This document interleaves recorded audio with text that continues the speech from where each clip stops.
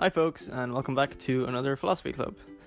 As always, this club is suitable for children between 9 and 12, and we don't expect any prior knowledge of philosophy to take part. So this week, we're going to look at numbers. Specifically the question, what is a number? But first, I want to test what your gut tells you in this game. How many numbers are on the screen right now? I'll give you some time to think about it.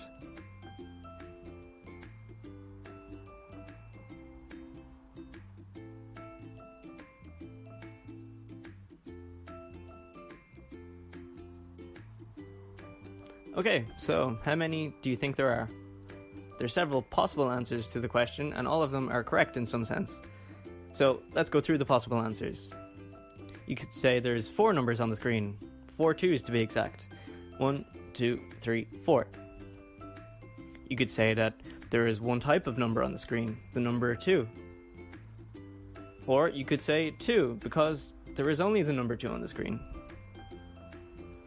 Or you could say there's 8 on the screen by adding all of the 2's together. You could also subtract or multiply to get another answer.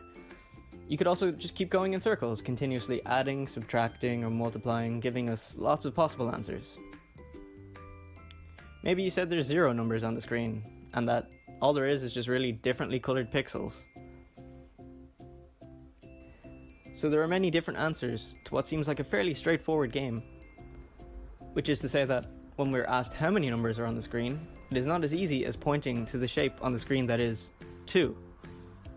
As we have seen, there's only the shape of the number 2 on the screen, yet we get several competing correct answers.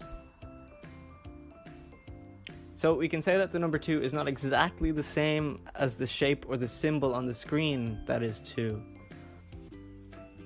If that's the case, then, when we try to answer the question, what is a number, we might need a little more explanation than just using the shapes. So, maybe try to answer the question, what is a number, without using the word number, and see how far you get. Okay, so if you've watched any of our videos before, you won't be surprised to learn that this question dates back to ancient Greece, and also, unsurprisingly, to one person in particular, Plato. Plato thought that numbers were real things and part of the fundamental building blocks of the universe. They would exist even if we weren't here. Alternatively, Plato's student Aristotle said, "No, Plato, you're wrong." And Plato was like, "Ari, no, you betray me." Or at least, that's how I imagine it went down. Aristotle thought that numbers were just very accurate, human-made constructions that we use to describe the universe and how it works. And if that's the case, then they describe the universe with amazing accuracy, which is pretty cool if you think about it. At least I think. But since they are human-made, do you think there could be a different way to describe the universe? For example, if you met an alien, how would you describe numbers to them? Maybe they use a different language to describe how their world works. So, with that being said, how would you answer today's question? What is a number? Okay, thanks for watching. I hope you enjoyed it. We'll be back next week. Bye!